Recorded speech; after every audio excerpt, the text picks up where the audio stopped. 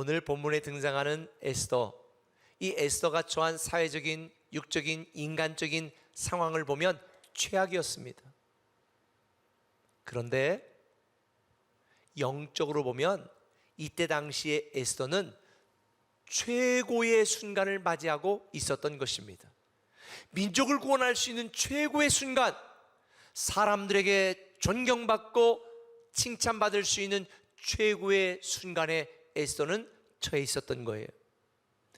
제가 육적인 상황은 최악이었지만 영적인 상황은 최고였다는 말, 이 육적이라는 말과 영적이라는 말을 여러분들이 잘 분별할 수 있어야 됩니다. 오늘날 성도들 중에도 어떤 분들은 영적이라는 말의 의미를 오해합니다. 영적이라는 말을 뭔가 방언을 하거나 성령의 신비적인 역사나 어떤 체험을 하는 것을 영적이라고 생각합니다. 그리고 우리가 살아가고 있는 삶은 육적인 삶이라고 오해합니다. 정말 오해입니다. 여러분, 교회 안에서 하는 일은 영적인 것이고 여러분의 자녀를 키우고 직장생활, 사회생활 하는 것은 육적인 것이다? 누가 그렇게 이야기를 합니까? 성경은 전혀 그렇게 말하지 않습니다. 그런 의미에서 여러분들은 육적이라는 말과 영적이라는 말을 분명하게 이해해야 됩니다. 육적이라는 말은요, 우리가 예수를 믿기 전에 이 육적인 몸을 위해 무엇을 먹을까, 마실까, 입을까, 육신을 위해서, 나를 위해서, 세상을 위해 살아가는 삶을 육적인 삶이다 라고 말하는 것입니다. 그런 육적인 존재였던 우리에게 예수 그리스도를 믿음으로 하나님의 성령이 우리 안에 임하셨습니다. 그래서 우리는 성령이 임한, 하나님의 영이 임한 영에 속한 존재, 영적인 존재가 된 것입니다. 그래서 로마서 6장에도 보면 그리스도의 영이 없으면 그리스도의 사람이 아니다라는 말이 있습니다. 육신을 입고 있지만 우리는 언젠가 육신의 제한을 벗고 부활하여 영원히 살 것입니다. 그러나 지금 우리는 육신을 입고 있기 때문에 먹고 마시고 입는 것이 필요합니다. 하지만 우리는 더 이상 육신을 위해 살아가지 않습니다. 나를 위해 살아가지 않습니다. 하나님의 영이 임한 우리는 영원히 산다는 걸 믿기 때문에 우리는 하나님을 위하여 삽니다. 하나님 나라를 소망하며 삽니다. 먹든지 마시든지 내가 자녀를 키우든지 직장, 사업 모든 것이 하나님의 영광을 위하여 하나님을 목적으로 우리는 살아갑니다. 그 모든 삶이 영적인 것입니다. 그런 의미에서 우리는 이 영적 관점에서 우리의 삶을 바라봐야 되는 거예요. 그런데 육적 관점에서, 세상적인 사회적인 관점에서 오늘 본문에 소개되는 에스더의 상황을 보면 절망적이었습니다. 내용은 이렇습니다. 유다인을 진멸하라고 수산궁에서 내린 조서 초본을 하닥에게 주어 에스더에게 보여 알게 하고 또 그에게 부탁하여 왕에게 나아가서 그 앞에서 자기 민족을 위하여 간절히 구하라. 모르드게 외삼촌이 에스더에게, 왕후에게 청탁하는 것입니다. 요즘은 그러면 안 돼요. 근데 이때 당시에 하만이 계략을 꾸며서 아하수에르 왕을 움직여 정한 날에 누구든지 유대인들을 공격하여 그들이 가진 모든 재물을 탈취하고 그들을 죽일 수 있도록 조서를 내렸습니다. 그날이 점점 가까이 다가오고 있는데 살 방법이 없는데 어떻게 합니까? 그러니까 모르드게가 에스더에게 야, 너 왕에게 나아가서 살려달라고 좀 얘기 좀 해라. 그렇게 부탁을 하는 장면입니다. 에스더 입장에서 보면 너무 부담스럽습니다. 거부할 수도 있었습니다. 외면할 수도 있었습니다. 실제로 에스더 입장에서 보면 불가능한 요구였습니다. 지금까지 에스더가 누렸던 모든 영광과 안락한 황궁의 삶을 유지하는 것은 고사하고 자기 목숨조차 담보할 수 없는 이런 상황이었습니다. 왜 그럴까요? 10절 이하에 그 이유가 나와 있습니다. 같이 읽어보겠습니다. 에스더가 모르드게에게 왕의 신하들과 왕의 각 지방 백성이 다 알거니와 남녀를 막론하고 부름을 받지 아니하고 안뜰에 들어가서 왕에게 나가면 오직 죽이는 법이요 왕이 그 자에게 금규를 내밀어야 살 것이라. 이제 내가 부름을 입어 왕에게 나가지 못한 지가 이미 40일이라. 에스더가 모르드게에게 말하는 거예요. 지금 모든 나라 백성들이 다 알고 있는 것처럼 왕의 부름을 받지 않고도 안뜰, 왕의 침소까지 나아가면 무조건 다 죽인다. 왕이 금규 이런 뭐 하나를 딱 내밀어 가지고 허락을 해야만 살지, 허락 없이 만약에 왕의 안뜰 침소까지 갔다가는 죽는다. 예외가 없다. 내가 왕에게 부름받지 못한 지가 벌써 30일이다. 왜냐하면 당신은 이 암살이 빈번했잖아요. 그러니까 왕의 처소에는 누구도 허락받지 않은 누구도 올 수 없도록 철통 경비를 한 거예요. 실제적으로 이 아수에르 왕도 나중에 침실에서 암살당해 죽습니다. 그러니 이 아수르의 왕이 얼마나 허락받지 않은 사람이 침실에 가까이 오는 것을 경계했겠습니까? 그러니 부르지도 않았는데 에스더가 불쑥 왕이 침실에 가서 나타나 봐요? 그러면 무조건 죽는다는 거지요. 그런데도 에스더는 내가 죽으면 죽으리다 라고 믿음으로 결단하고 하나님께 큰 쓰임을 받았습니다. 에스더에게는 죽을 것 같이 두렵던 현실이 위대한 축복의 기회가 된 것입니다. 그런 에스더 같은 놀라운 하나님의 사람으로 쓰임 받으려면 어떻게 될까? 제가 오늘 두 가지를 말씀드리려고 그러는 거예요. 그 첫 번째가 이거예요. 영적 자각이 필요하다는 것입니다. 뭐가 필요하다? 영적 자각. 영적 자각이 필요하다는 거예요. 모르드게는 에스더에게 이렇게 말합니다. 이때 내가 만일 잠잠하여 말이 없으면 유다인은 다른 데로 말미암아 노임과 구원을 얻으려니와 너와 네 아버지 집은 멸망하리라. 내가 왕후의 자리를 얻은 것이 이때를 위함이 아닌지 누가 알겠느냐.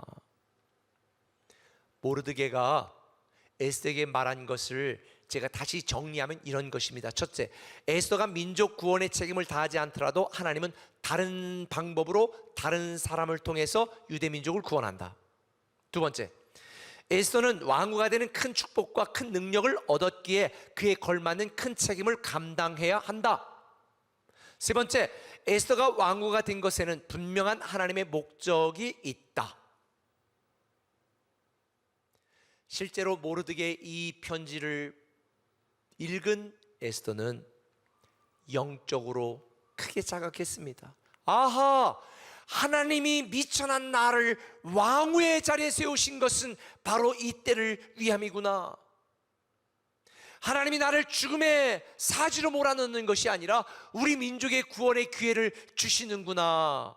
이런 영적인 자각을 했습니다. 우리는 우리를 구원하신 하나님의 목적에 대한 영적인 자각이 있어야 됩니다. 오늘 나를 이 지위와 이 상황과 이 위치에 있게 한 하나님의 목적을 자각해야 됩니다. 단지 나 혼자 나만을 위해 사는 것이 아니라 하나님의 구원의 목적을 위해 살도록 부르신 하나님의 목적에 대한 자각이 있어야 됩니다. 제가 바로 그렇게 자각하고 목사가 되기로 결정했던 거예요. 에베소 2장 10절 이하는 말합니다. 우리는 그의 만드신 바라 그리스도 예수 안에서 선한 일을 위하여 지으심을 받았다.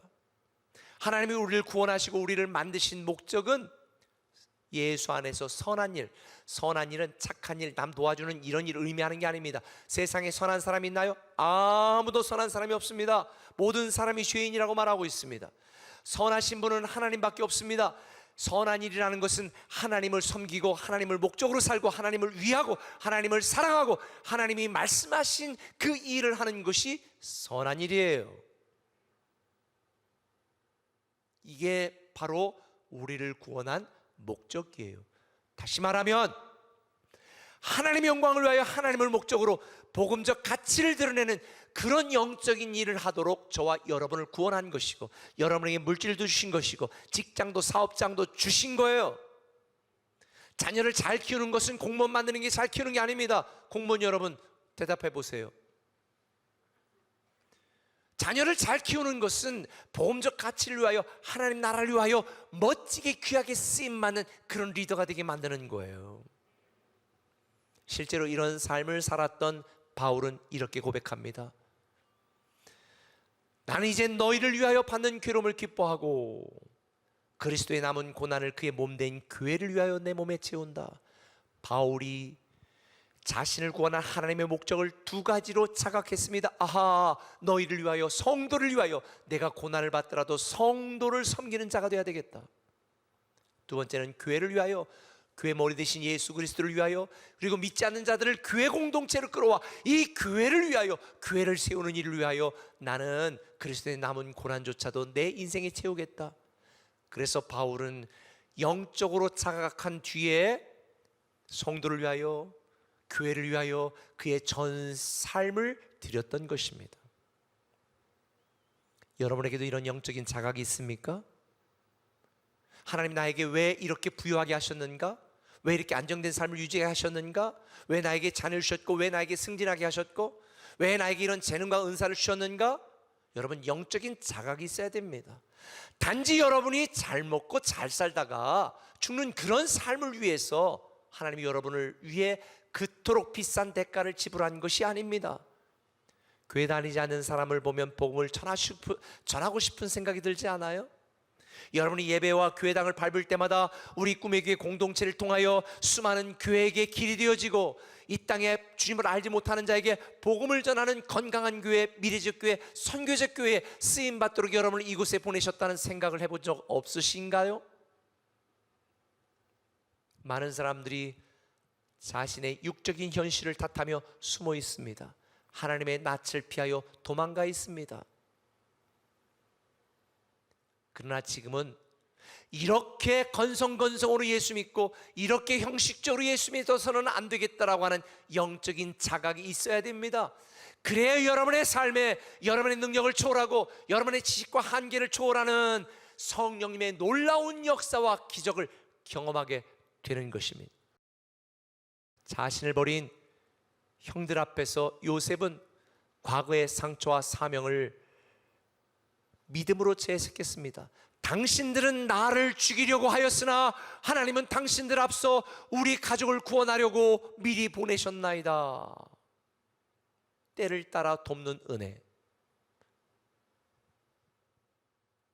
지금은 모르겠어요. 그런데 지나고 보면 해석이 되잖아요. 요셉처럼 말이죠. 지금 우리 입장에서 보면 이해되지 않을 때가 많아요. 하나님, 이 사람 때문에 너무 아파요. 이 사람 때문에 너무 힘들어요. 이 일 때문에 너무 괴로워요. 앞이 보이지 않아 너무 두려워요. 그런데 지나고 보니까 그때 왜 그렇게 힘들고 처절한 순간을 허락했는지 지나고 보니까 해석되는 일이 참 많더라고요. 하나님은 지금도 저와 여러분에게 많은 영적인 기회를 제공하고 있습니다. 믿음으로 순종하여 그 기회를 잡으시길 바랍니다. 믿음으로 기도하여 그 기회를 발견하시길 바랍니다. 믿음으로 헌신하여 그 기회를 누리시기를 바랍니다. 암울한 우리의 육적 현실 속에서 하나님이 주시는 새로운 기회를 잡으려면 영적 자각이 필요합니다. 주저하고 있던 에스더에게 모르드게는 이렇게 말합니다. 내가 만일 잠잠하여 말이 없으면 유다인은 다른 데로 말미암아 노임과 구원을 얻으려니와. 에스더가 거부하면 하나님은 다른 사람을 통하여, 사람이 없으면 다른 방법을 통하여 이 민족을 구원하실 거라고 하는 이 믿음의 확신이 모르드게에 있었습니다.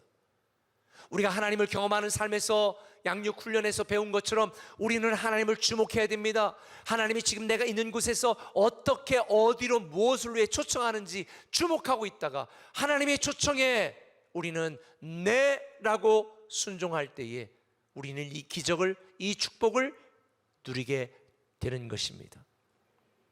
특별히 우리가 살고 있는 시대는 참 힘든 시대입니다.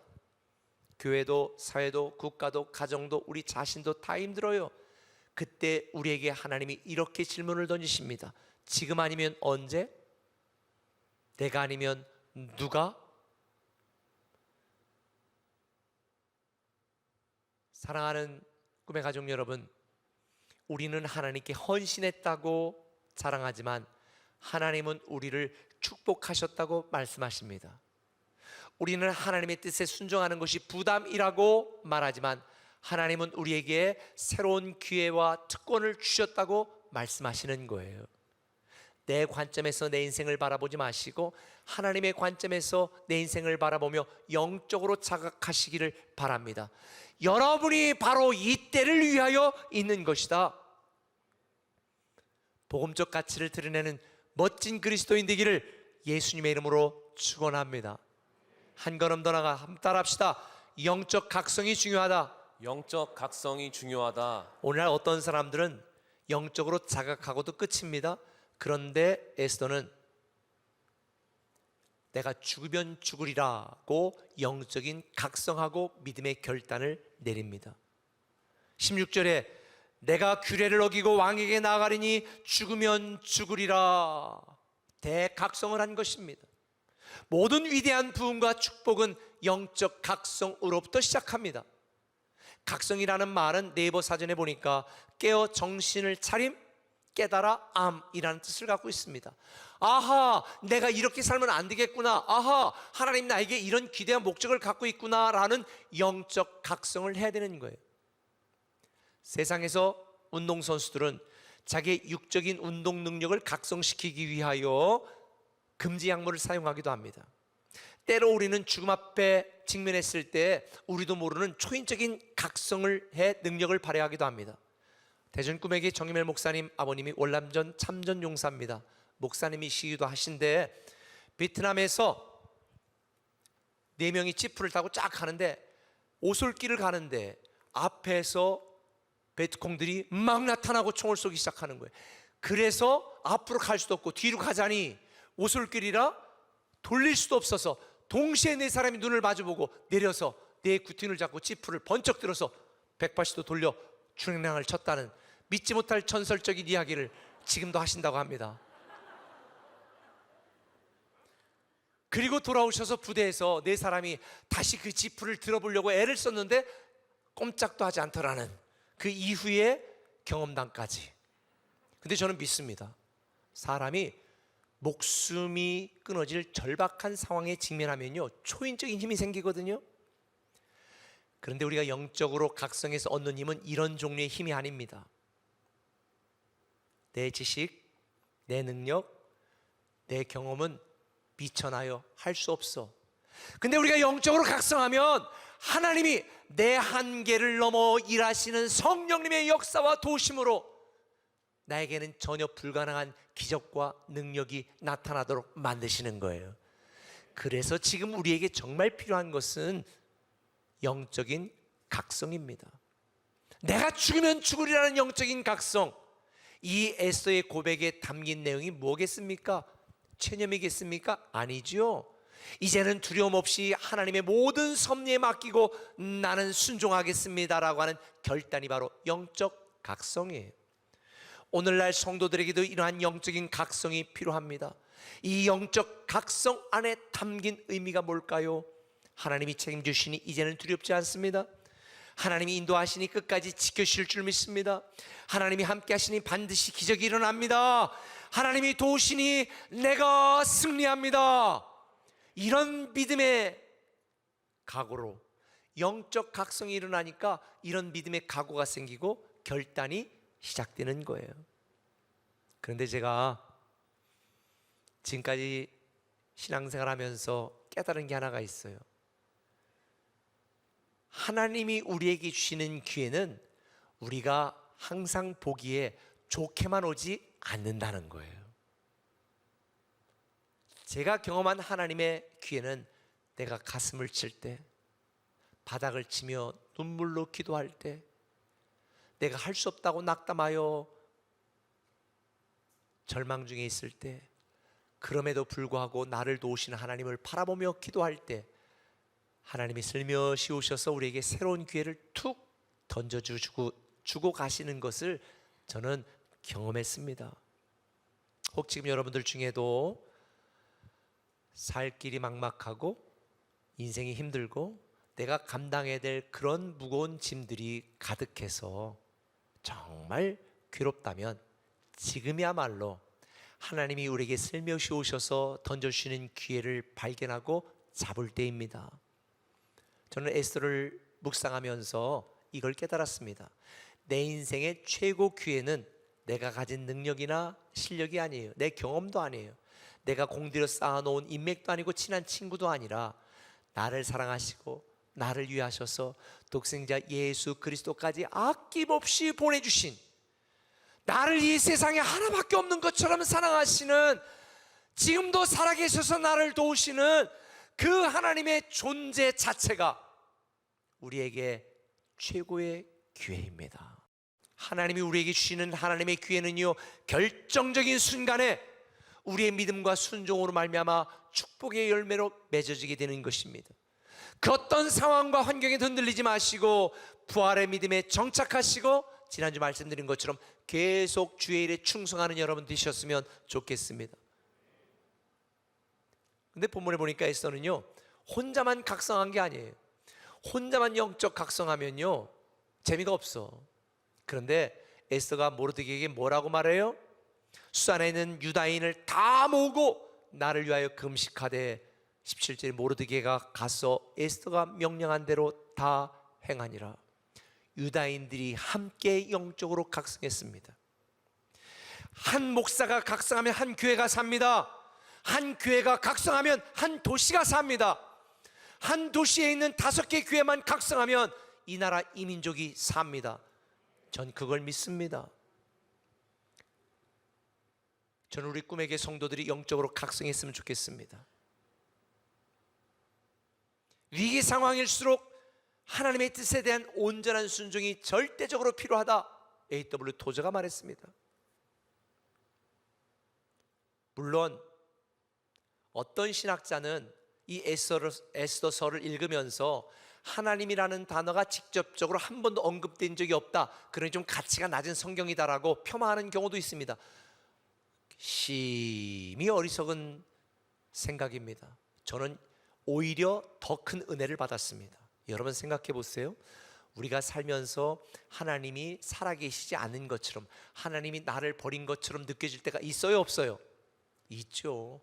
하나님이 없는 것처럼 느껴질 때가 있다니까요. 그런데 사실은 어떻습니까? 하나님이 죽었나요? 아니에요. 지금도 변함없이 하나님은 살아계셔서 우리를 위하여 일하고 계시다. 할렐루야. 그래서 저는 에스더서가 더 은혜가 되는 거예요. 지금 내 앞에 하나님이 보이지 않고 하나님이 도우심을 내가 경험할 수 없다 할지라도 하나님은 지금도 살아계셔서 나를 위하여, 우리를 위하여, 이 민족을 위하여 일하고 계시다. 열일하고 계시다. 그래서 우리는 영적으로 각성해야 돼요. 우리가 영적으로 각성하면요, 에스더가 성경에 기록된 인물이 아니라 바로 우리 주변에, 우리의 삶 가운데 수많은 에스더가 생겨나게 될 줄 믿습니다. 말씀 맺을게요. 에스더서는 하나님이 만드신 큰 퍼즐판과 같아요. 한 조각만 보면 무슨 그림인지를 이해를 못하겠어요. 서두에 아수에르 왕이 잔치 베풀다가 왕후를 폐위시키고 쫓아냈다. 그게 나하고 무슨 관계예요? 솔직히 우리하고 무슨 관계입니까? 우리도 살아가면서 그런 경험할 때 있잖아요. 대체 이게 뭔 사건이야? 그 사람하고 나하고 무슨 관계야? 제가 지난주 나비 효과 RT한 거 보셨죠? 다 연관성이 있어요. 우리는 때로 낙심하고 절망할 때 많습니다. 한 조각 퍼즐만 붙들고 실망하지 마세요. 하나님은 지금도 살아계십니다. 합력하여 선을 이루시는 하나님이 지금도 나를 위해 일하시고 계십니다. 그러니 우리는 영적으로 자각해야 됩니다. 영적으로 각성해야 됩니다.